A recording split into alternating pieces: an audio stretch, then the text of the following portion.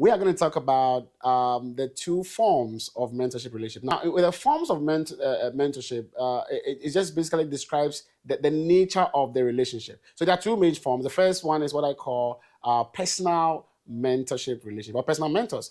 And then we have what I call distance mentorship relationship. Even if you have a lot of distant mentors, always make sure that you have at least some personal mentorship relationships in your lives, because it makes a difference if the mentor knows you and can give you some very specific directions for your life. Hi there. Welcome back to this channel. This is part 4 of the mentorship series. I mean, if you've been following the series so far, we've learned so much, about mentorship, and, we've talked about the types of mentors, what mentors are, mentorship is, the importance of mentors. We talked about the duration of a mentorship relationship, and today we are going to talk about the two forms of mentorship relationship. Now, this is different from the two types of mentorship relationship. With the types, we talked about specific mentors and holistic mentors. Specific mentors, we allow them, or the mentee gives, the privilege to a mentor to influence a specific area of their lives.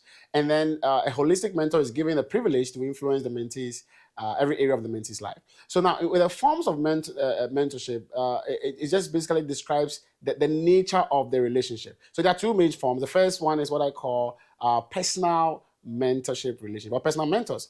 And then we have what I call distance mentorship distant mentorship relationships, or distant mentors. So when it comes to personal mentors, it's very simple.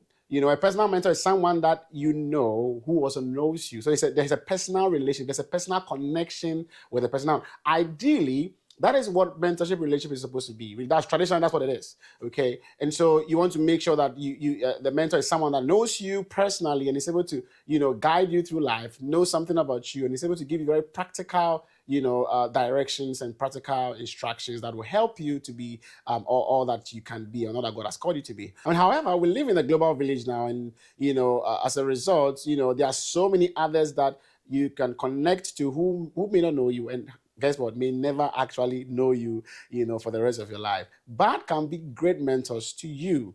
Okay. Now, so with distant mentors, I always say this, that distant mentors are mentors that are people that you can really learn from, who are probably even dead already, or are very distant, that you can never meet them, or you may never meet them. So I'll give you some examples. I have a lot of personal mentors. I love that. And I'll say this, even if you have a lot of distant mentors, always make sure that you have at least some personal mentorship relationships in your lives, because it makes a difference if the mentor knows you and can give you some very specific directions for your life. You can think of it like, say, in hospital, right?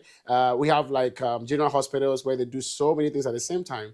But you also have specialist hospitals where they focus on, they specialize in specific areas, in medicine. So in the same way, when you think of a mentorship relationship, the general mentors are the ones that, you can learn a lot from them, but because they don't know you, there are some things that, you may not be able to get well. You have to find a way to apply the things you are hearing, right? But with the personal mentors, because they know you, it's more like specialized. So they are specialists. Because, even though I'm sharing this principle, know your context, know who you are, sorry. I know that this is how you can apply it to your life. Does that make sense? But this does not take away the power and how much of a benefit a distant mentor can be to you. So I say this, that have all mentors, have personal mentors and have distant mentors. So let me focus now on the distant mentors, okay? So I, for example, have a lot of distant mentors. I can give some examples. For example, if you think of the area of leadership, I think of John C. Maxwell. I've read so many of his books.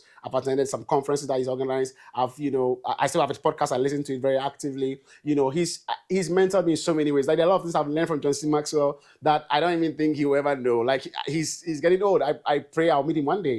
I've been blessed by him so much, and I can consider him as a mentor, because there are a lot of things that I do because of him. Now, if you same leadership, I can talk about a man called Kerry Niehoff, and I do listen to his podcast, and mainly through his podcast, I've learned so many things about leadership, and he's really guided me in so many other ways. Now, when you think of another area, like, say, ministry, I have so many of them, like Alan Parr. Alan Parr is someone I follow on YouTube who has been, a distant mentor to me for about 4 or 5 years now. I can talk of Frank Turek or Craig Cockle, who are in terms of apologetics in ministry. So there's so many people that I've learned from. And look, and just to also put it in context for you, okay, like all these forms, all of these things can either work in terms of like seasonal or lifetime. There was a season where I'll listen to a particular person for a long time, and learning so much from the person. And then a season comes when I feel like, well, I don't necessarily need this now. Not because it's not good anymore, but maybe I've outgrown that, or maybe I need a new kind of information. Does that make sense? So